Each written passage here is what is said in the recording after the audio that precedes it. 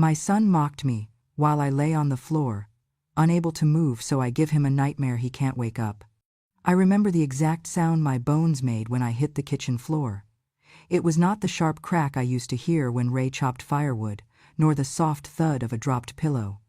It was something in between, something humiliating, the sound of a body that has lived too long and no longer knows how to fall with dignity. The pot of boiling water slipped from my hand a second earlier and splashed across my shin, and the burn spread like a fire lick crawling up dry grass. Pain climbed after it, slow but merciless, and when I tried to stand, my hip screamed and refused. I lay there on the cold tile with my cheek pressed against the floor, breathing in detergent and dust, trying to remember when this house stopped feeling like home and started feeling like a cell. I did not have time to gather myself before Tyler walked in. He did not rush. He did not gasp. He did not even blink. He just stood there, looking down at me with a crooked smirk that reminded me of a boy I once scolded for kicking a neighbor's dog. "Well," he said, nudging my fallen ladle with his shoe. "Look at that." The old animal fell in its own pen. Trash belongs on the ground, I guess. Funny how gravity respects age more than your own family does. I wanted to speak, but shame tightened my throat more than pain did. Jenny appeared behind him, her arms folded, her eyes narrow with irritation rather than concern. "If she dies," she said, wrinkling her nose as if I smelled of rot, "she better die cleanly. Just don't bleed on the tiles," I just mopped. "I am not scrubbing old woman's stink out of this kitchen." Their daughter Lila pushed past them, phone in hand, angling it toward my face as if she had found a curiosity in the wild. "Grandma glitching again," she said brightly. "Maybe she needs a reboot." Humiliation flushes slower in old age, but it burns deeper. I felt every word settle onto my skin like fresh bruises. Their laughter felt like hands pushing me deeper into the floor. They laughed, all three of them, and for a moment I heard not their voices but Ethan's laugh, soft and nervous, the way he used to giggle when he was unsure if a joke was too mean. His laugh had warmth, theirs had none. I lay perfectly still, trapped between pain and memory, and something inside me twisted, not from the burn on my leg but from the realization that the boy I had raised had grown into a man who looked at me with disgust instead of love. If you feel justice deserves celebration, smash that hype button. Let us keep stories like this alive, echoing far, far away. Your support helps us bring understanding and love to those who deserve it. Thank you so much. Keep listening. Tyler crouched, just close enough for me to smell the cigarette smoke in his jacket. "You know," he said, tilting his head, "I used to wonder why you favored Ethan so much. Maybe this is what you deserve. Maybe this is what happens when a mother chooses the wrong son." Jenny chimed in before I could even process his words. "Do not start that again, Tyler." She loved her precious little Ethan. She never cared enough to discipline him properly. That's why he turned out like this. Lila laughed, adding her own cruelty without understanding a thing. "Bet she wishes Uncle Ethan was still alive. At least he wasn't useless." I felt something inside me crack, but not loudly. Just a quiet fracture, the kind only a mother can feel when her own child spits back the poison someone else fed him. Years later, when I punished him for breaking a window that Ethan later confessed to, the wound deepened. He never let it heal. He never let me heal either. I lay on the floor, the ache in my hip pulsing with every breath, and memories flooded me. The nights I stayed up with Tyler during his episodes, when he could not sleep and punched the mattress until his knuckles bled. The parent meetings where teachers whispered about his temper and begged me to consider therapy. The afternoons, when he came home furious at the world, and I tried to calm him before he could hurt Ethan again. I had carried him through storms he does not even remember, yet here he stood, looking at me as if I had never loved him at all.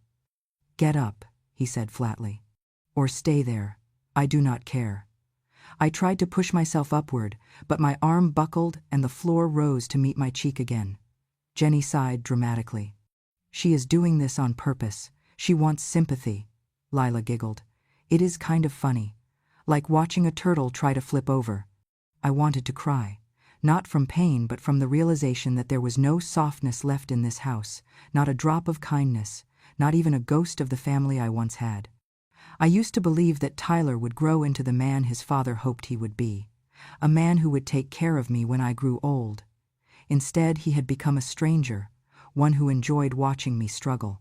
As I lay there, listening to their laughter echo down the hallway while they walked away and left me on the cold tile, I understood something I had not allowed myself to consider until that moment.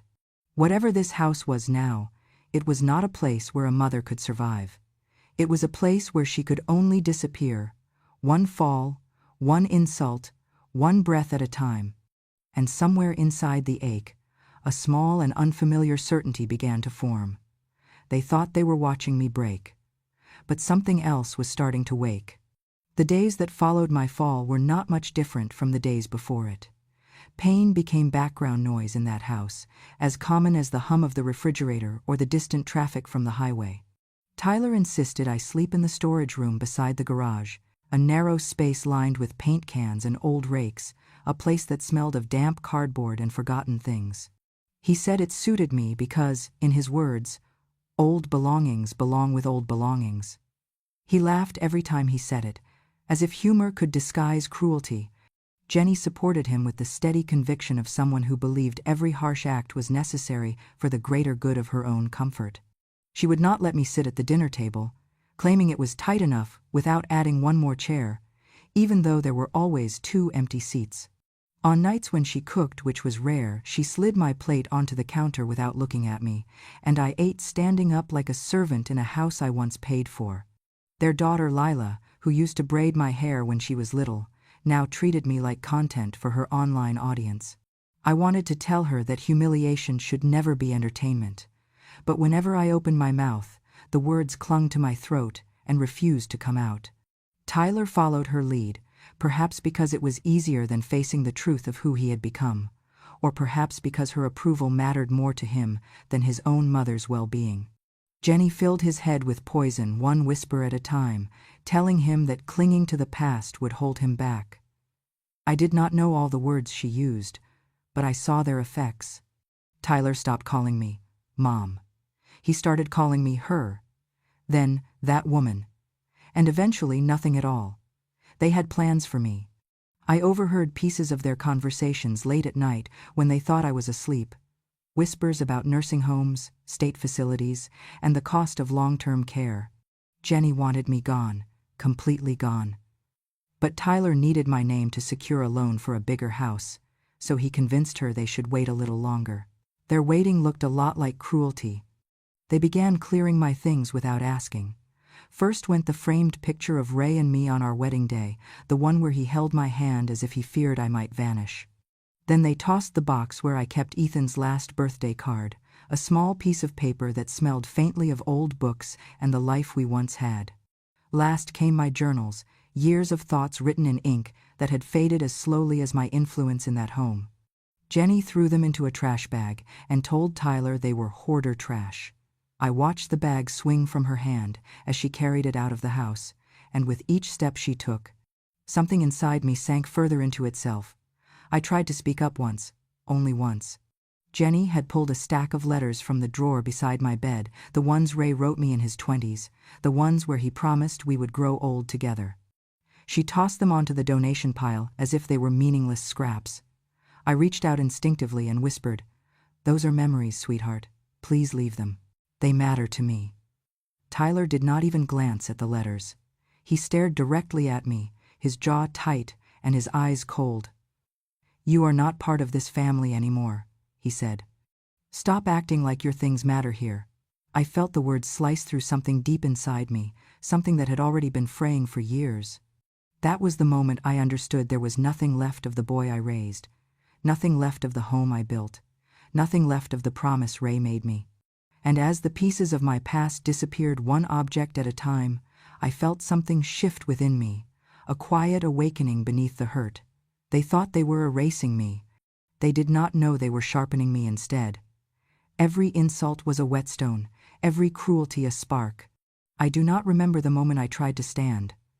I only remember the feeling that my body no longer belonged to me, that my legs were foreign things attached by threads too weak to pull me upward. The burn on my shin pulsed hot and sharp, and when I shifted my weight to rise, pain shot through my hip like a warning flare. I reached for the edge of the counter, but my fingers slid across the smooth surface, and I collapsed again. Harder this time, my shoulder hitting the tile with a dull thud that echoed in the narrow room. The sound must have drawn them back, because suddenly Tyler stood in the doorway, staring at me with the detached curiosity of someone watching a stranger fall on the street. "You again," he said, as if he had found a mess he already cleaned once. He stepped closer, not to help, but to get a better view, his shadow stretching across the floor until it touched my hand. "Look at this," he murmured with a chuckle, pulling out his phone. "Mom, you look like a turtle on its back, except a turtle knows when its life is over." I tried to breathe deeply, to steady myself, but the pain flared again, and the air left my lungs in a thin gasp. Jenny appeared beside him and clicked her tongue in disgust. "Still down there? God, Martha, you drag everything out. Just stay where you are. The floor suits you?" She nudged my leg with her foot, not enough to injure me further, but enough to let me feel the cruelty behind the gesture. I swallowed hard, more to fight the humiliation than the pain. "Please," I whispered, before I could stop myself. Jenny rolled her eyes. "Do not start begging. It is pathetic." Lila rushed in last, her phone already recording, the front-facing camera capturing her smirk. "Grandma felt challenge," she said brightly, circling around me like a predator looking for the right angle. "This is so funny. Say something, Grandma. Give me some views." I closed my eyes because I could not bear to see the child I once held in my arms look at me like I was a broken object she found on the sidewalk. I heard the faint clicking of Tyler taking pictures, each shutter sound landing like a slap. "Maybe if we send this to the realtor," he joked, "they will knock a few thousand off the asking price. Tell them the house comes with a free obstacle on the floor." Jenny laughed, a sharp, ugly sound that cut through the room. "You should caption it, 'Vintage Hazard.' Throw in a crying emoji for effect." They stood there a few minutes more, making jokes, discussing angles, deciding which pictures made me look the most pathetic. When they finally grew bored, Jenny grabbed her purse from the counter. "We are going to dinner," she said casually, as if announcing the weather. "Eat something if you feel like getting up, or not, up to you." "We will be back later," Tyler added, pocketing his phone. "If you are still on the floor, maybe I will bring you a blanket." He laughed again as he turned away, and Lila filmed their exit, adding music to the clip as they walked down the hallway. The front door shut with a loud thud. Silence swallowed the kitchen. For a long moment, I lay motionless, the cold tile pressing into my cheek, the edges of my vision blurred from both pain and humiliation.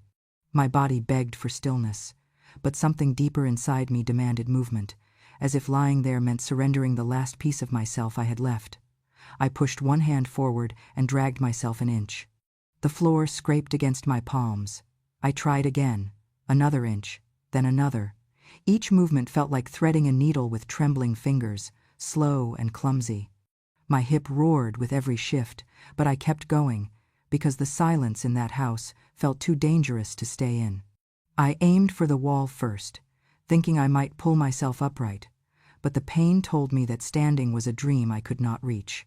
So I crawled instead, inch by inch, toward the hallway, toward the room Ray had once used as his workshop. The cabinet stood there, heavy and worn, the same place he used to store his tools and spare screws. I reached for the handle to pull myself forward, but my arm gave out halfway, and my shoulder crashed into the wooden door. Something inside the cabinet rattled. I froze, listening. Ray used to lock everything tightly, even his old measuring tape, so why had the door creaked open? I pushed lightly with my fingertips, and to my surprise, the door drifted open another inch, then another, until I could see inside. On the top shelf sat a small black box, tucked behind a stack of yellowed envelopes and a folded flannel shirt of Ray's I had not seen in years. My breath caught. Ray had always been protective of that shelf, always closing the cabinet carefully, always turning his back so the boys could not see him enter the combination on the lock he usually kept attached. But the lock was missing now, the latch slightly bent, as if time itself had loosened it just enough. I reached up, my fingers trembling, and touched the edge of the box. The metal was cold, colder than the floor beneath me, colder than the silence of my family walking away. I pulled it toward me slowly, afraid it might slip from my hands. As soon as it was close enough, I recognized it, the combination safe Ray had once joked about, saying he kept his life inside it. "My whole world is in this box," he said once, tapping the top lightly, though he never told me what he meant. Too breathless to sit up fully, I rested the box against my chest and held it there, feeling the weight of it, feeling something shift inside me, something that did not hurt but trembled with the promise of truth. It was the first moment in years that the house felt less like a prison and more like a place with secrets waiting to be found. I did not know then what the safe held. I did not know it would unravel everything I thought I knew about my sons, my marriage, my grief, my guilt. I only knew one thing. Ray had locked away something he was afraid to say aloud. And in that moment, lying on the cold floor with that box pressed against my heart, I felt the faintest spark of strength flicker to life. It was not hope yet. It was something quieter, something sharper, something that whispered, in the smallest possible voice, that maybe I had not been defeated after all. The safe was heavier than I remembered, or perhaps I was weaker than I had ever been. I dragged it across the floor inch by inch until it rested against the cabinet, and then I let it sit in my lap while my breath steadied. The familiar metal dial waited for me, cold beneath my fingertips, and for a moment I hesitated. Ray had guarded this safe with a seriousness that never quite matched his gentle nature. If he hid something here, it was not money, it was truth. And truth, in my life, had always come with a price. But my hands moved on their own, guided by a memory I did not realize I still carried, the 3 numbers he whispered the night before his surgery when he thought he might not survive.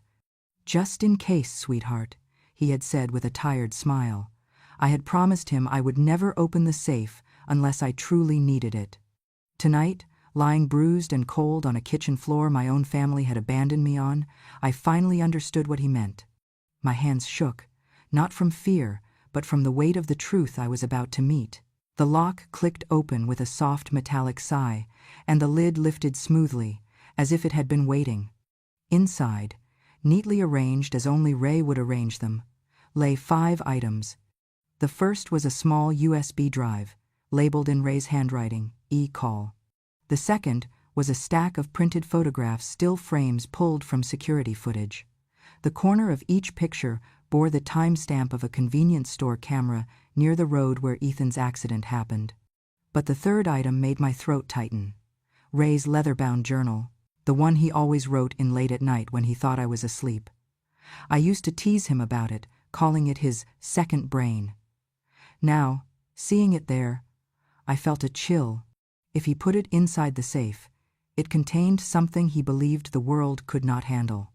I reached for it with trembling hands, but something else beneath it caught my eye, a thick envelope marked "Living Trust Addendum." And beneath the envelope, folded with careful precision, was a letter addressed to me. I opened the USB drive first because it felt lighter than the others. I plugged it into the small laptop Lila had discarded months ago. The screen flickered to life, and then a single audio file appeared. When I pressed play, Ethan's voice filled the room. At first it was soft, frightened, barely more than breathing. "Tyler, Ty, please pick up." His breath hitched. I heard cars in the background, gravel shifting, the distant whine of pain. I cannot move. I think my leg is... Tyler, please, come back." A long pause, a sob, a gasp. Then Ethan's voice broke into a whisper I would never be able to forget. "Please don't leave me. Please, please don't leave me here alone." My hand covered my mouth, but the sound still escaped me, a raw cry, torn from someplace deeper than I ever knew existed. Ethan had called his brother while dying. He had called him, and Tyler never told me. I replayed the message twice, 3 times, each time feeling the truth rip deeper into me. I braced myself before reaching for the second item. The photographs were grainy, but clear enough. The security camera showed the road, the car, the moment of impact, and then Tyler climbing out, stumbling away, leaving Ethan slumped against the dashboard. In one frame, Ethan's hand reached toward the open door, reaching for his brother's retreating figure. Tyler never looked back. I stared at the images until the shapes began to blur, but Ray's journal pulled me back. I opened it to a page marked with a small ribbon. On that page, Ray had written a list of dates, incidents involving Tyler, patterns, notes about anger that came too quickly, apologies that were too polished, manipulation that grew more calculated each year. He had consulted a behavioral specialist once, quietly, without telling me. Next to the doctor's notes, Ray had written, "Potential for escalating violence if not monitored." I felt a wave of nausea rise in me. Ray had known, not everything, but enough. I reached for the envelope next. The Living Trust addendum was simple, brutally clear. It stated that if Tyler ever emotionally or physically abused me, directly or indirectly, all property and financial authority would revert solely to me. Not shared, not negotiated. Mine alone, with the explicit power to remove him from the home and sever him from the inheritance entirely. Ray had seen the danger years before I did. He had prepared for a day I never imagined would come. Finally, I opened the letter. The paper shook in my hands as I unfolded it. "My Martha," it began, written in Ray's rounded, patient handwriting. "If you are reading this, then something has broken in this family that I tried so hard to hold together." My eyes blurred, but I kept reading. "I know what Tyler did the night Ethan died. He left him. Ethan tried to crawl out of that car. He called for help. Tyler ran home and lied to us. I did not tell you because I was terrified of losing both our sons in one night. I buried the truth, hoping time would soften the memory. But time only sharpened Tyler, made him harder, colder. I pressed my hand against my chest. I am haunted by what I did not do. I am haunted by the day you will need protection from the child we failed to save from himself. If Tyler ever harms you or allows you to be harmed, you must use these documents. Do not hesitate. This is my last promise to you." My tears fell onto the ink, but the words didn't blur. Ray had seen danger long before it reached me, and now, lying bruised and trembling beside the open safe, I saw it too, not as a mother blinded by love, but as a woman betrayed by the son she raised. Tyler was not simply cruel, he was dangerous, and I was done pretending otherwise. With shaking fingers, I reached for my phone and dialed the number Ray had written at the bottom of his letter. Donovan Pierce, attorney. Trusted. For emergencies. When the line rang and a steady voice answered, I found my own voice at last. "Mr. Pierce," I whispered, "it's time." I never imagined the truth would break open on a night filled with music, gossip, and the smell of catered barbecue. But life has a way of choosing the most public moments for its most private reckonings. Jenny had spent the entire week bragging about her new home celebration, as if redecorating a house she barely paid for was an achievement worthy of a parade. She invited neighbors, co-workers, the pastor's wife, even Lila's teachers, determined to prove she was a woman of rising status. She wanted admiration, she wanted envy. She wanted the kind of validation only a crowd could give. That was why Donovan chose this night. And when he arrived calm, composed, carrying a small rolling case, he looked like a man entering a courtroom, not a backyard party. I was seated near the back, alone at a patio table, ignored as usual. Tyler didn't even nod at me. Jenny had placed me behind a group of potted plants, almost as if she hoped the shrubs would swallow me whole. At exactly 7 o'clock, Donovan walked through the open sliding door and cleared his throat. Conversations faltered, heads turned. Jenny blinked in confusion. "I'm sorry, this is a private event," she began, smoothing her dress with a tight smile. "You must be at the wrong—" "I'm exactly where I need to be," Donovan said, lifting the latch on his rolling case. "My name is Donovan Pierce, attorney of record for Mrs. Martha Langford, the legal owner of this property. I'm here to present documents regarding ownership and pending violations." A murmur rippled through the crowd. Tyler froze mid-sip of his beer. Jenny's smile collapsed like wet paper. "What are you talking about?" she demanded. This is ridiculous. Martha doesn't even she isn't." But Donovan had already turned toward the blank patio wall.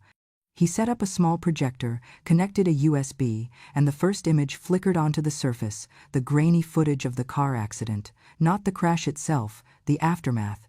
Tyler stumbling out, Tyler backing away, Tyler running, and Ethan's hand, reaching through the shattered window, grasping at nothing but fading hope. Gasps filled the yard. Someone dropped a glass. A woman whispered, "Dear God." The video continued, frame by frame, step by step. Tyler, my son, leaving his brother to die alone. "Turn that off." Tyler barked, lunging forward, but Donovan stepped aside, calm as a surgeon. There is more. The audio began next. Ethan's broken voice echoed through the speakers, trembling, weak, so full of terror I could feel it in my bones. "Ty, please, come back. I can't move." A mother in the front row covered her mouth and burst into tears. Another woman, whose son had died in a farm accident years ago, stood up and pointed at Tyler. "How could you leave a child to die?" Her voice shook with fury. "What kind of human does that?" Tyler's face drained of color. Jenny grabbed his arm, but her hand slipped away as though even her fingers recoiled at the truth. "Stop this!" Tyler shouted. "This is personal. This is twisted. This," Donovan said, lifting Ray's journal, "is documented." He opened it and began reading passages, not long ones, just enough. Notes about Tyler's escalating violence, signs Ray tried to address, warnings he took to a specialist. The crowd listened, horrified. Neighbors who once praised Tyler's friendliness now looked at him like they had never truly seen him before. Donovan closed the journal and placed it aside. Then he lifted the legal addendum, the one Ray had created long before his death. "This document," he announced, projecting it onto the wall, "states clearly that if Tyler Langford commits emotional or physical abuse toward his mother, or allows others to do so, the entirety of the estate, including this property, reverts solely to Mrs. Martha Langford, effective immediately." People began whispering. About me. For the first time in years, they were looking at me, not through me. Jenny's friend Paula whispered loudly. "They made her sleep in the storage room." Another added, "I saw Jenny throw out her photo albums last week. I thought it was odd." Donovan lifted the last item, the letter from Ray. Written after he learned the truth of Ethan's death. I squeezed the arms of my chair. The yard grew silent enough that I could hear the hum of the projector. "Ray knew," Donovan said. "He knew Tyler left Ethan. He kept it quiet out of fear, not forgiveness." Jenny staggered backward, bumping into the dessert table. Tyler stared at me, glared at me with a look that mixed rage with panic. "You're ruining everything," he hissed. "You had no right to open that safe." Before I could speak, another voice rose from the back of the yard. She had every right. Heads turned. A tall, weathered man stepped forward, holding his cap in his hands. His voice shook. "It's time they all know," Jenny gasped.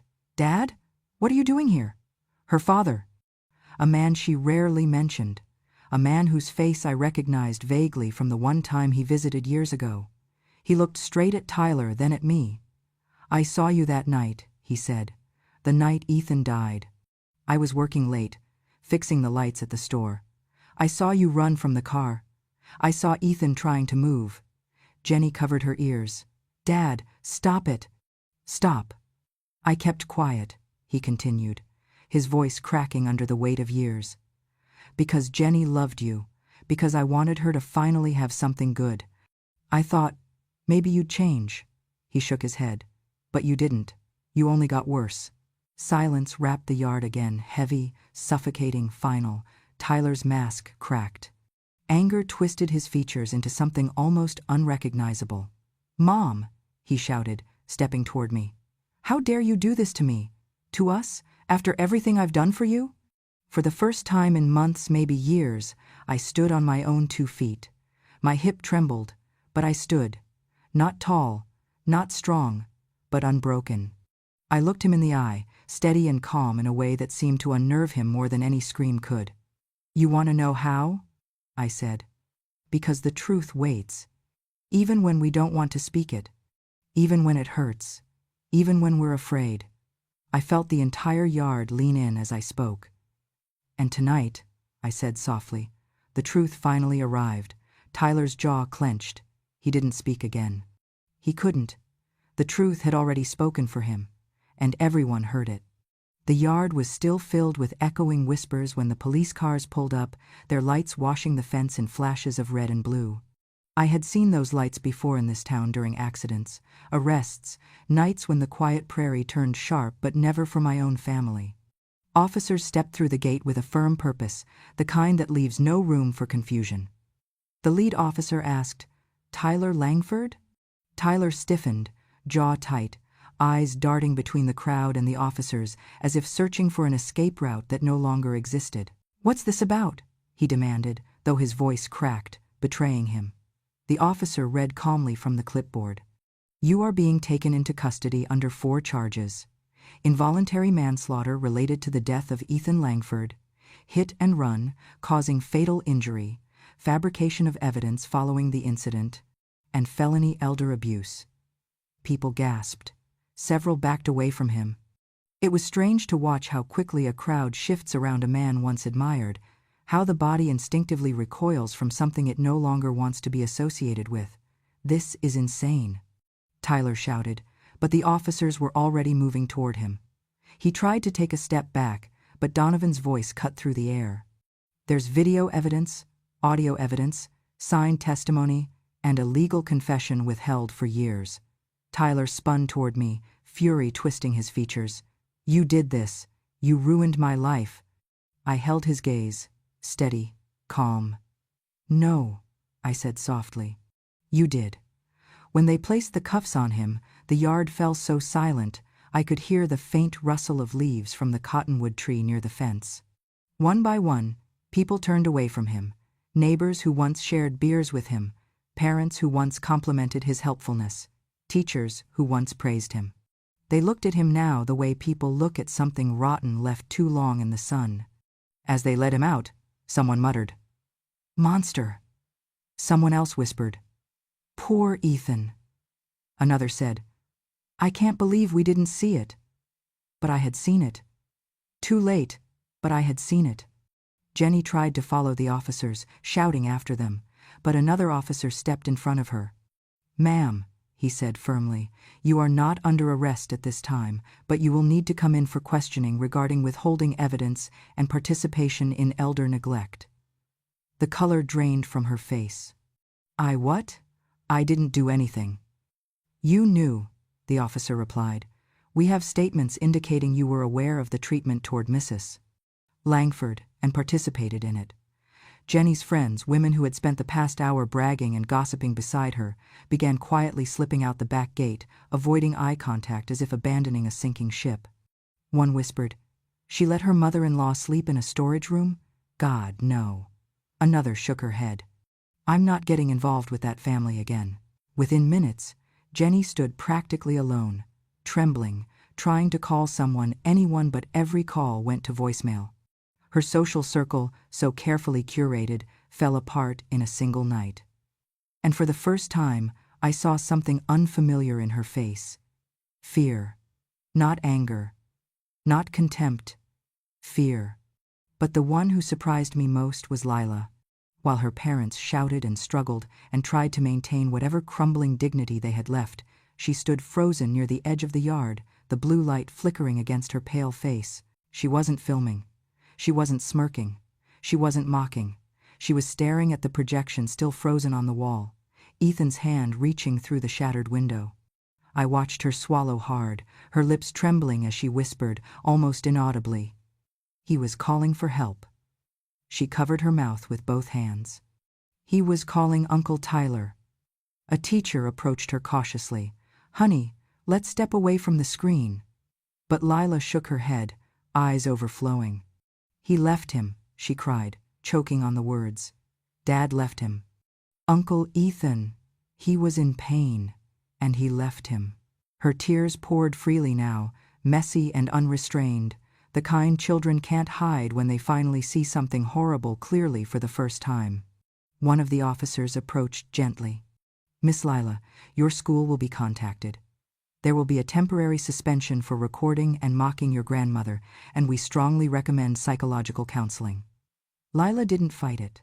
She didn't argue. For the first time, she didn't hide behind sarcasm or screens. She simply whispered, "I didn't know. I didn't know what he did." Then she looked at me, really looked at me, and her face crumpled. "Grandma," she sobbed, "I didn't know what we were doing to you." Her voice cracked apart like thin ice. I did not move toward her. My heart ached, but the lesson had to land. Her tears weren't punishment, they were awakening. The first one in that house to finally see me as human. Lila cried harder. "I'm sorry. I'm so sorry." And for once her mother didn't drag her away. Jenny stood still, wiping her own tears, realizing too late what kind of home she had helped build. The party had dissolved into chaos, judgment, whispered prayers, and heavy truths. But for the first time in years, I stood quietly at the center of it, not invisible, not dismissed, not erased, seen. Justice had finally opened its eyes. The house felt different the morning after everything ended. Not quieter silence had always lived here, but lighter, as if the walls themselves had exhaled after years of holding in a truth too heavy to bear. When the officers returned the keys to me, placing them gently in my palm, I stood in the doorway for a long moment, letting the weight of what had happened settle into something real. This was my home again. Not a cage, not a storage room, not a place where I had to shrink to survive. Mine. I walked through each room slowly. The living room still held the faint scent of last night's panic, but I opened the windows wide and let the sharp Nebraska wind sweep through. I put Ray's flannel shirt back in its rightful drawer. I rehung Ethan's picture in the hallway, right where the morning light touches it first. In the kitchen, I polished the old cedar table until it gleamed, the way Ray used to do before family dinners. With each small act, I felt a part of myself returning pieces I hadn't realized I'd lost. In the weeks that followed, I used the financial authority Ray left me exactly as he would have wanted. I restored the house room by room, not as a monument to him but as a promise kept. Then I visited the bank with Donovan and established something I had dreamed about for years but never felt worthy enough to build. The Ethan Foundation, a small fund to help local kids afford after-school programs, tutoring, or just a safe place to go when life grew hard. Ethan used to bring extra sandwiches to school just in case someone forgot theirs, and I wanted that gentle heart of his to live on in something bigger than tragedy. The town began treating me differently, not with pity but with a respect so long overdue it almost felt foreign. People stopped by with casseroles, with cards, with quiet apologies for not seeing what had been happening behind my closed doors. I accepted their kindness with gratitude, but not as a woman broken, instead as a woman rebuilt. But the final chapter, the one that mattered most, happened in a small visitation room at the county detention center. The guards led me in, and I sat down across from Tyler. For a moment, he didn't look like the man who mocked me on the kitchen floor. He looked like the little boy who used to run up the porch steps, carrying drawings he made just for me. But illusions fade quickly, and when he lifted his head, the weight of the choices he had made settled over us like winter frost. Tears streaked down his cheeks before he could speak. "Mom," he whispered, voice raw, "I'm sorry. Please, please forgive me. I didn't mean for any of this. I didn't mean to hurt anyone." For a moment, I simply watched him, studying the face I once loved without condition. A face that had lied, abandoned, mocked, and destroyed. A face that had once run away from a dying brother. A face that had laughed while I lay helpless on the floor. When I finally spoke, my voice was steady, not cruel, but carved from truth. "You laughed when I was on the ground, Tyler, but you have been lying in your own guilt for 20 years. You left Ethan to die and built your life on top of that grave. You harmed me because facing yourself was harder." He shook his head, crying harder. I didn't know what I was doing. I was scared. I leaned forward just slightly. "Fear doesn't excuse cruelty. And I didn't create your nightmare. You wrote it yourself, every page, every choice, every lie. He sobbed into his hands, but I did not cross the table. I did not reach out. Some lessons arrived too late for comfort. When the guard opened the door and nodded that my time was up, I stood slowly. Tyler looked up at me one last time, desperate, broken, still searching for a way out of a darkness he had chosen long before I ever opened that safe. I paused at the threshold and said the final truth he needed to hear.